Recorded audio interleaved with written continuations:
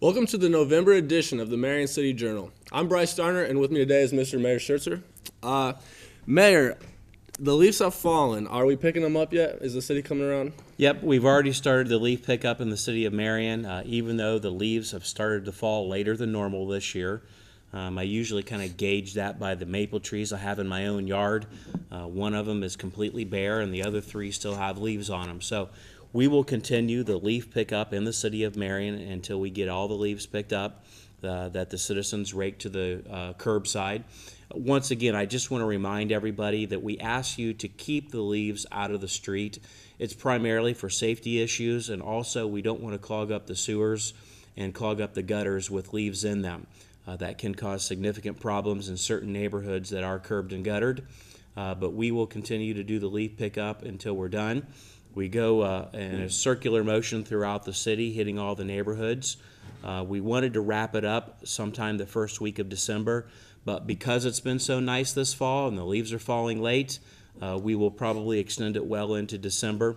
And if it so happens that we don't get to you by mid-December, please just give the city garage a courtesy phone call and let them know that we haven't gotten your street or your neighborhood yet, and we'll come out and make sure that all the leaves are picked up. Now, if you don't want to wait on the city to come around, because oftentimes I'll hear people say, I've raked my leaves to the curb, it's starting to kill my grass underneath the leaves because you haven't gotten there yet. It's not an on-demand service. You can't decide to rake your leaves on Sunday and then call us and expect us to be there on Saturday. That's not the way that program works. So if you don't want to wait, you can take your leaves out to Park Enterprises on Barks Road. We have a very good working relationship with them, and they will accept all yard waste out of Park Enterprises on Barks Road.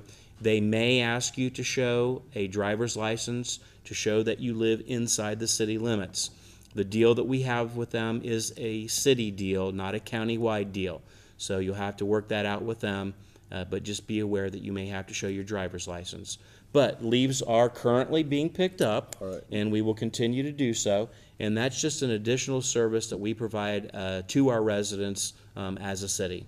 I know some people put them in bags. Does it matter if you bag them or not? Well, we prefer that if you're going to bag them, that would be the time that we would pick them up at our normal yard waste pickup day. And if you remember, our yard waste pickups are always the day after we pick up your trash. So, for example, my trash was picked up yesterday, and my yard waste pickup would be today. We're going to begin to discontinue the yard waste pickup very shortly because there's just not a lot of yard waste in the normal conventional sense like we have in the spring and the summer, and we're just focusing on leaves right now. So you can put them in the biodegradable bags. We will pick them up, or you can take those biodegradable bags out to Park Enterprises. Also, keep in mind that we have about 2 to 3 crews moving through the city picking up the leaves. And if for some reason we happen to get a snow event, I hope not, but we might, because we picked up leaves when it's been snowing out before, we sometimes have to take those crews off of leaf pickup and transition them over to snow removal. And that's one of the topics we'll talk about in just a moment is snow and ice and how the city begins to prepare for something like that. Yeah, let's go right into that. How are we going to prepare for it? They're calling for snow Sunday. Yeah, but I don't think they're calling for any measurable snow amounts. At least I'm hoping not anyhow. I know you guys were probably hoping for a 2-hour delay this morning, but I'm not looking forward to any snow delays this winter. So, yeah, we prepare for snow and ice this time of year. We take stock of how much salt we have in our shed. And I can tell you, as a result of a mild winter last year, we have a full salt shed, and we don't have any more capacity at this point in time. But if we do start to run low, we have a contract with the Ohio Department of Transportation and their purchasing program. We go through them because they buy salt in such bulk, which gives us a cheaper rate per ton here in the city of Marion. So we have contracts in place if we need to order more salt, but we also take a look at our fleet. Some of our larger trucks, we start to get the snow plows out, make sure everything's greased and lubed and ready to go. We can usually put about 10 trucks on the road, big trucks and pickup trucks with snow plows on them, spreading salt and removing the snows with the plows. So we're getting prepared for snow and ice season because I think we both know it is right around the corner, even though this fall has been fantastic weather. All right, when we come back, we're going to talk construction projects. Stay with us. Clear.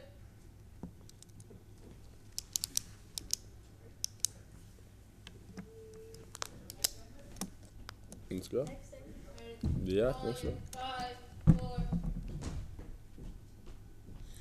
All right, back on the. All right, Hans, cut that. What do I say? Do I have to be like, welcome back to the. All right, yeah, I wasn't even thinking. All right. Rolling in 5, 4. Welcome back to the Mayor Show. Before we talked about 4 construction projects. All right. You said that before Well, you we said- started too. I said at the beginning. Yeah. Well, you said it's not the mayor's show. And, oh, yeah. I always get that mixed up. That's what he calls all the time. All right, restart. Rolling in 5, 4.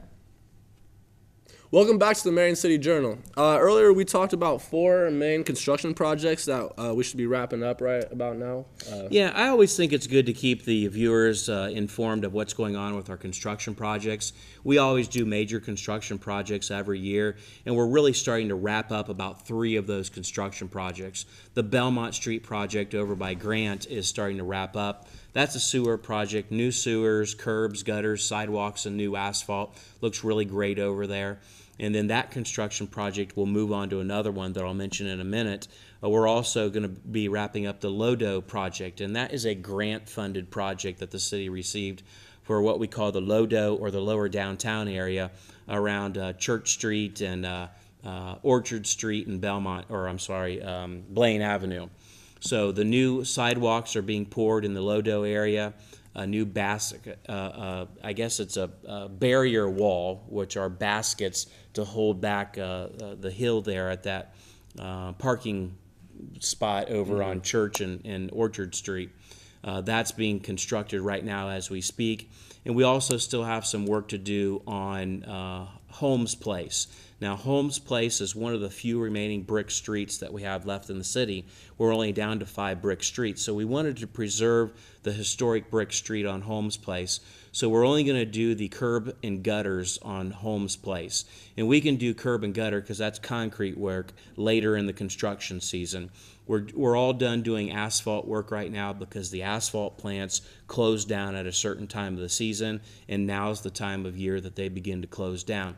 But we are going to replace the asphalt patches on Holmes Place that have been there for the last couple decades, and replace those patches with brick. So we're going to restore the brick street and do curb and gutter on the Lodo project. Also, we've got the State and Main Street sewer project. Now, that really doesn't interfere with the traveling public because that project goes down the middle of an alley in between Main Street and State Street. That's also going to wrap up this year. Now, there is one project that is going to continue throughout the winter that may be an inconvenience for the motoring public, and that's the South Greenwood Street project. And again, that's one of those big sewer projects where we have to dig out the sewers and put new ones in. We're going to put curbs, gutters, and sidewalks in throughout the winter. Now, you may see them working down there, but when the weather becomes inclement, they'll have to suspend work, but they'll get back to it in the spring, and when the asphalt plants open up again, they will bring in fresh asphalt and put on South Greenwood Street. Awesome. So now I want to ask, around the holidays, what do the city office hours look like for you guys? Yeah, with Thanksgiving coming up in another week, and then we got Christmas coming up next month, I just tell everybody to call ahead if you think you're going to have business with any city offices, to make sure that you call and make sure they're open. I know the Wednesday before Thanksgiving, most of the offices inside City Hall will be closing at noon. Places like the Senior Center and the transit buses obviously are going to be closed on Thanksgiving Day, and usually they're closed the day after Thanksgiving, that particular Friday. So again, I would just remind you to call ahead, make sure we're going to be open. Some of the offices on the Wednesday before Thanksgiving will stay open a little bit later, but we have a couple of elected officials in City Hall, and they can set their own hours from differently than from what I can from the departments that I'm responsible for as mayor. And the same thing goes for Christmas. You get around Christmas and New Year's, we're going to have some adjustments in our hours there, and we can probably cover the Christmas hours in next month's show. Sounds good. We have more Thanksgiving and Christmas talk after the break. Stay tuned. Clear. All right, so turkeys in City Hall. I'm going to ask you. So some vendors donated turkeys. What should I say? The unions the workers comp donated you guys turkeys? Yeah, it's a city vendor that deals with our workers' compensation Okay. issues. Actually, you should kind of start it off as a bit of a joke. So you said there's turkeys. I hear donated. there's going to Okay. be more turkeys than usual at City Hall. Okay. And then I can play off that and Are say, they yeah, living? no, these aren't. But, a lot of Yeah. people think the politicians are turkeys anyhow. So Okay, if you I play get it that way, All I right. can go with it. All right, sounds good. 5, 4, Welcome back to the Marion City Journal. Mayor Shertzer, you told me that there's going to be more turkeys than usual in the City Hall office this year. Yeah, some people would say there's already turkeys at City Hall. However, we are fortunate enough to have a vendor that the city does business with on our workers' compensation. And they traditionally, at this time of year, anybody that they do business with, donate turkeys. So the city of Marion is going to receive 150 turkeys from this company that we have decided to donate to various food banks throughout the city of Marion. St. Vincent's de Paul Food Bank up on Main Street, and then of course the Salvation Army are going to be the receivers of the bulk of these 150 turkeys. I think this is just a great thing. It's a great time to do it around the holiday season. We think they're going to be there sometime tomorrow afternoon, at least we hope so, so we can distribute those turkeys to the 2 food banks that we have here in the city of Marion. And it's just a good thing for the community. And if you think about it, there's a lot of community activities taking place. I know next week on Thanksgiving Day, some of the local churches are going to do, Thanksgiving dinners for the community. And you don't have to be a member of that church. I think it's Dayspring Wesleyan is one of them doing it. And then the day before Thanksgiving, the Wednesday before, in the Recreation Center at City Hall, behind City Hall, I should say, there's going to be a free Thanksgiving Day dinner that takes place there. And I've been helping serve at that Thanksgiving dinner for a number of years now. And it's always a good time. It gives you a chance to meet and socialize with folks, and gives me an opportunity to talk to folks that I might not ordinarily see.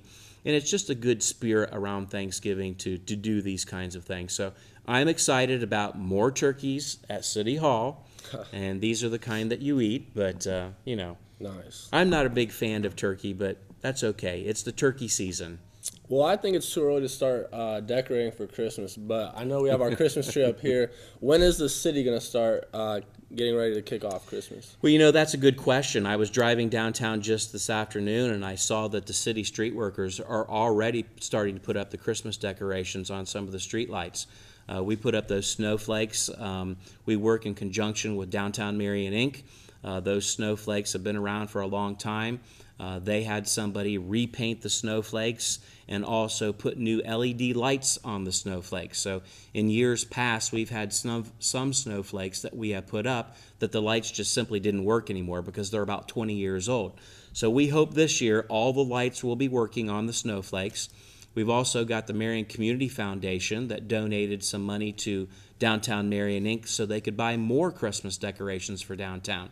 I'm not sure if all those Christmas decorations are going to be purchased this year, but there was some talk of putting up some wreaths on some city street lights downtown as well. So you may see the new snowflakes, or I should say the newly renovated snowflakes, and Christmas wreaths being hung over the course of the next 2 weeks before we get into the Christmas season. But, Bryce, the official kickoff, however you want to look at it, is December 3rd for the Christmas holiday season in our community. And I know there are some events going on that day. The peanut push? Well, absolutely. You've got the Awesome. I love the historic peanut peanut push. push. Are you going to be there? I probably will. I think we're going to come out and record it. Are you going to participate? Can I participate? You can. It's don't know. it's That a sounds $20 donation. Okay. So I'll think about it. maybe you can put out a jar on the table here, and everybody can throw in a buck. For and me to you, participate? Yeah, absolutely. I think Nice. that'd Maybe be great. We'll do that. Maybe we'd be in the same heat and we can compete against one I'll another. take you down. Now, I'm a professional peanut pusher, Bryce. I just want you to know that. I've been How many years have training. you done it? I've been training for 20 years to be in the peanut push, and I have been in it about 20 times over the past few years. And I have actually never won Never it, won. but I have placed numerous times. Okay. But you have to remember this. it's not about winning and losing the peanut push. The donation. Even though we're both very competitive, Yeah. it's about the charity that the donations go for. But also on the same day as the peanut push, which is Saturday, December the 3rd at 10 a.m. downtown Marion, we also have the Christmas parade, which is coming back this year.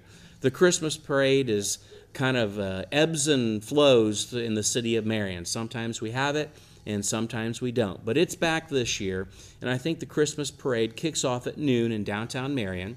And then, of course, you've got Christmas at the Palace that evening.